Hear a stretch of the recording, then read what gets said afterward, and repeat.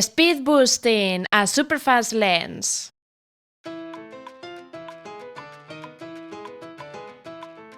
I had a vision when I bought the Canon 85mm 1.2 Mark II. I thought that through the amazing magic of speed boosting, it would open the aperture to an incredible f0.9. I thought it would inherit the Micro Four Thirds system's incredible in-body stabilization, making this the world's first stabilized autofocusing f0.9 lens. I love unconventional lenses that recklessly push boundaries, so I absolutely had to try this combination.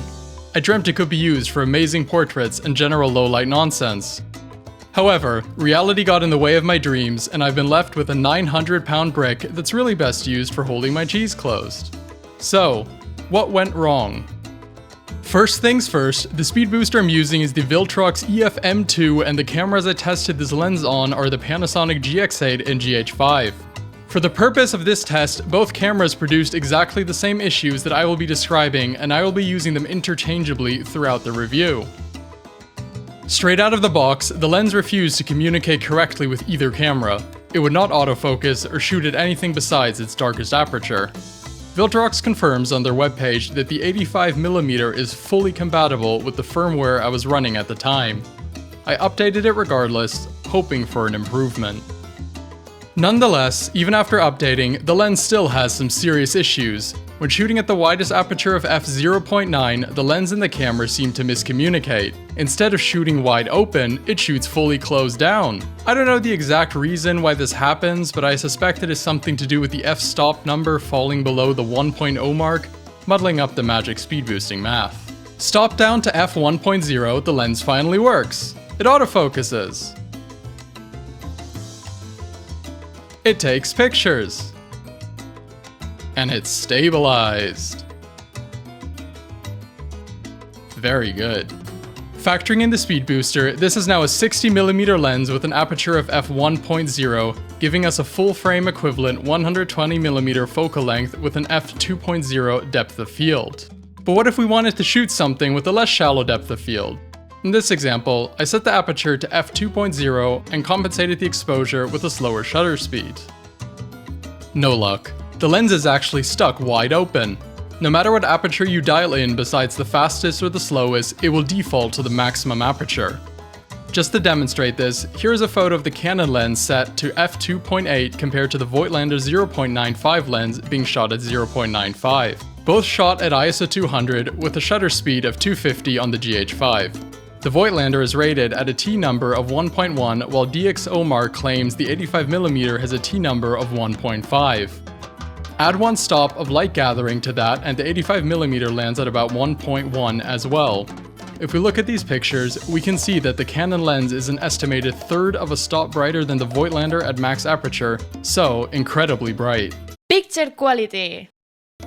The 85mm 1.2 is widely regarded as decently sharp wide open when used on a full frame camera, which improves to great levels when stopped down. Some have described the look of the 85mm as 3D ready based on the aberrations it can produce.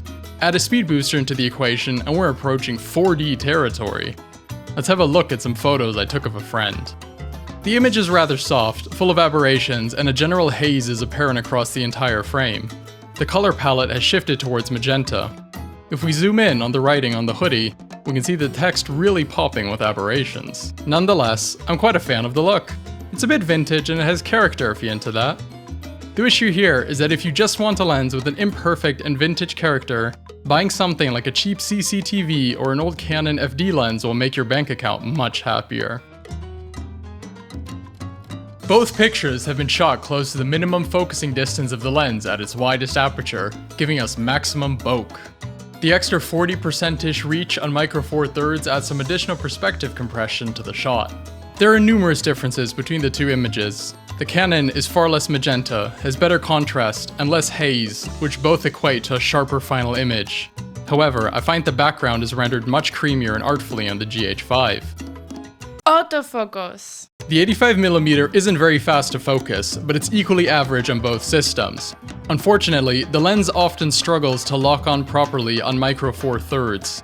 Without a contrasty subject to focus on, the lens becomes irritated and confused, often preferring backgrounds over foregrounds or completely missing focus altogether. While it's possible to focus manually to infinity, the lens almost never successfully hits the mark past 4 or 5 meters. There is a final quirk with this lens. Upon switching the camera on, the photographer has to set the lens to manual, take one picture, and then set it back to autofocus if it is to work at all. Otherwise, it will once again refuse to autofocus and the aperture will remain dark. That's dumb! In conclusion, this lens is only borderline usable with the Viltrox Speedbooster on M43. It is stuck wide open and the image quality is degraded to a point where it becomes hard to justify buying one used for £800 to £900. If you like the dreamy soft aberrated image, you can always buy a cheap lens like a Fujian or a Helios for comparative pennies. I've heard that the lens works better with the Metabone Speedbooster. Still, I am skeptical that the image quality would be any different even if the aperture settings and autofocus worked correctly. These results shouldn't really be that surprising. The lens predates the entire Micro Four Thirds system by 2 years and was never designed to be used this way. The fact that it does something at all is actually quite impressive to me. Nonetheless, this toothless triple threat of Canon, Viltrox, and Panasonic attempting to communicate feels a bit like some deaf kids playing telephone. The final result is, at best, situationally semi-functional and at worst, a total blackout. I've since returned the lens. Thanks for watching.